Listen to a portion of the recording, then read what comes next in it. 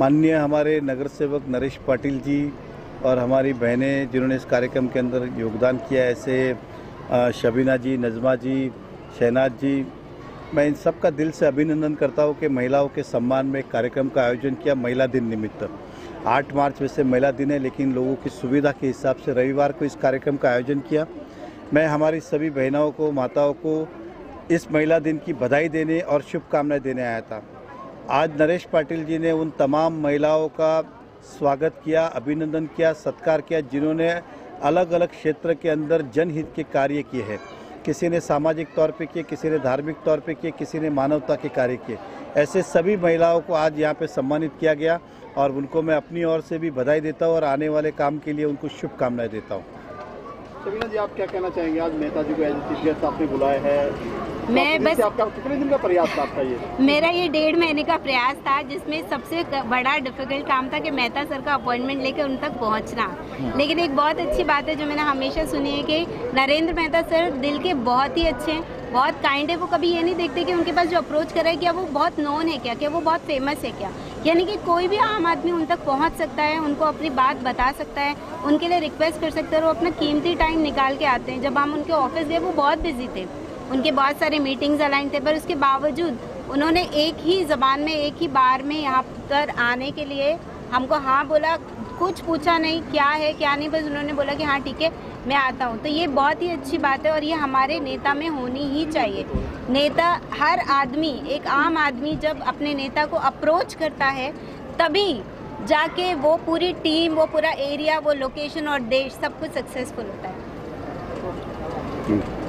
ठीक है, आखिरी सवाल, हर कामयाबी पीछे एक औरत का हाथ होता है, महिला का हाथ होता है, आप क्या कहना चाहेंगे? नहीं, स्वाभाविक है, क्योंकि जब आदमी जन्मता है तो वो सबसे पहले माता के पास ही रहता है, उससे ही शिक्षा लेते रहता है, क्योंकि पिता का अपना एक महत्व है, लेकिन वो बाकी चीज़ों में व्यस्त होता है। उसके बाद जब वो शिक्षा है तो अधिकतर शिक्षिका जिन्हें वो गुरु मानता है वो टीचर ही होती है, आप समझ के चलिए। जब वो उस लायक होता है तो जब विवाह होता है तो उसके पीछे जो गृहिणी, जिसे हम अर्धांगिनी कहते हैं, वो उनकी वाइफ होती है जो उनके पीछे हर सुख दुख में खड़ी होती है।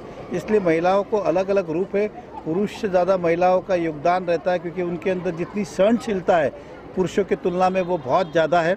और इसलिए एक कहा गया है कि जिनके पीछे महिला का हाथ होता है, कहते हैं, बहुत बार हम कहते हैं कि जब आदमी के पीछे लक्ष्मी जी का हाथ, आशीर्वाद होता है तो आदमी तरक्की करता है।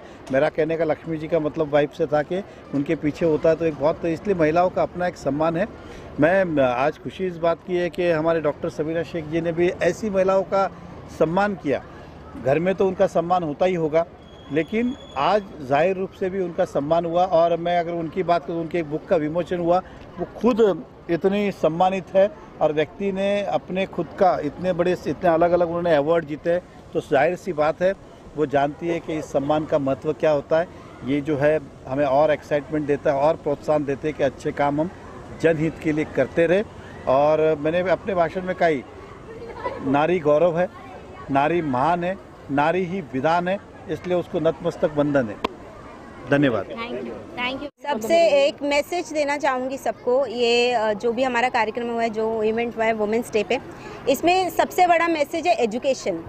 जो हम शिक्षा देते हैं, हम किस तरह की शिक्षा देते हैं। आज की डेट में एजुकेशन का मतलब लोग समझते हैं सर्टिफिकेट, लोग समझते हैं क्लास पढ़ लिया तो एजुकेशन हो गया। वो एजुकेशन नहीं है। एजुकेशन का मतलब ये नहीं है कि आप सारी इन्फॉर्मेशन सिर्फ कलेक्ट कीजिए, एक डिग्री लीजिए और आप एजुकेटेड हो गए।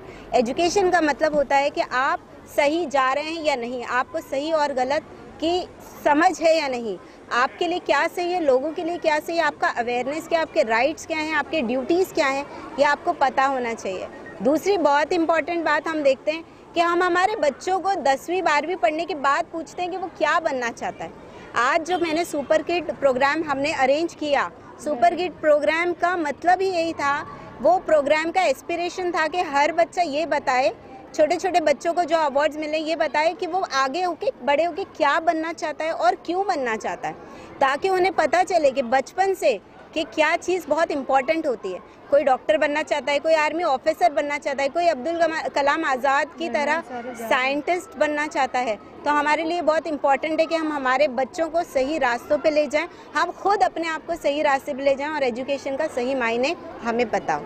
Thank you very much. बोलेंगे हाँ बोलो। क्या मुबारकबाद देना चाहेंगे? हाँ मुबारकबाद देना चाहूँगी, इनकी वजह से ही आज मैं यहाँ बैठी हूँ और ये सब जो अरेंज किया इन्होंने किया, शहनाज मैडम, हम सब ने मिलके किया है इस सोसाइटी का इवेंट। इतना बड़ा शो होगा, मैं तो छोटा मोटा सोची थी। मैं सोसाइटी की सेक्रेटरी हूँ, इन्होंने मुझे बोला आगे ज्यादा औरतों के लिए कुछ कर पाए, लेकिन जैसे कि हमारी एक छोटी संस्था है, हम संस्था चलाते हैं इपत लोक सेवा, इनकी जॉब है इस सब के लिए हेल्प करना, ये भी करते हैं मैडम। तो बस ये सब के लिए दुआ है कि सब एक दूसरे को आगे बढ़ाते रहें। नेक्स्ट टाइम इंशाल्लाह और अच्छा करेंगे, आप लोग को भी बुलाएंगे, ठीक है?